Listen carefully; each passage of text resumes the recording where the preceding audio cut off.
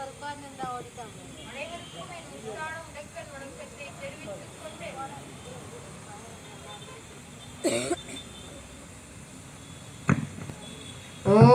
சாந்தி. அனைவருக்கும் என் முத்தான முதற்கண் வணக்கத்தை தெரிவித்துக் கொண்டு என் உரையை துவங்குகிறேன். என் பெயர் வேங்கடகிருஷ்ணன். நான் ஸ்ரீ ராதாசிரி மெட்ரிக் மேல்நிலைப் பள்ளியில் 10ஆம் வகுப்பு படிக்கின்றேன். நான் இங்கு பேச எடுத்துக்கொண்ட தலைப்பு மனமே மருந்து, மருந்தே மனது. அனைத்து பிரச்சனைகளின் பிறப்பிடமும் அவற்றுக்கான தீர்வுகள் இருக்கும் இடமும் ஒன்றே, அதுதான் உள்ளம். உள்ளம் என்றும் மனம் என்றும் பேரளவில் மட்டுமே பலருக்கும் அறிமுகமான அந்த வடிவமில்லாத இயக்கம்தான் வாழ்க்கையை வடிவமைக்கிறது என்பதை சிறுகதை மூலம் விளக்கி விடைபெற உள்ளேன். ஒரு காட்டில் தனியாக ஆடு ஒன்றை தோளில் போட்டுக்கொண்டு நடந்து போய் கொண்டிருந்தான் ஒரு பலசாலி. அவனிடமிருந்த அந்த ஆட்டை எப்படியாவது பறித்து விட வேண்டும் என்று நினைத்தார்கள் 4 கள்வர்கள்.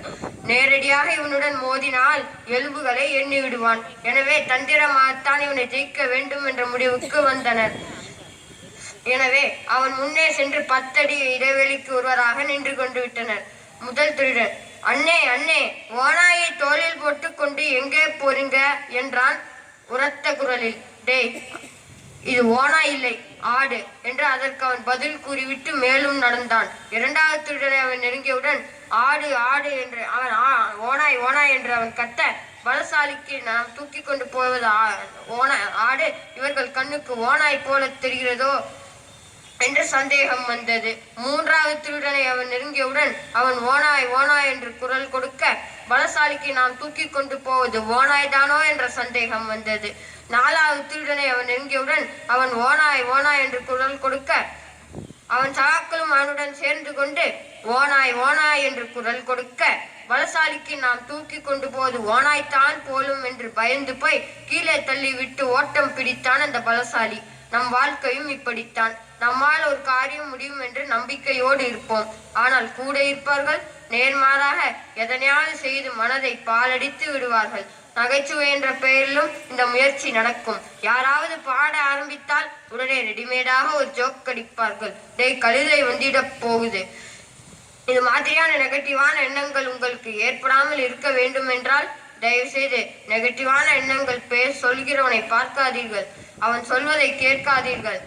இது போன்ற சொற்களை பேசாதீர்கள்.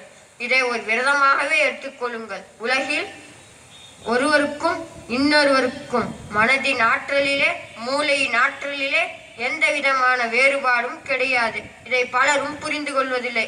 புரிந்து கொண்ட சிலரும் முயற்சி செய்வதில்லை.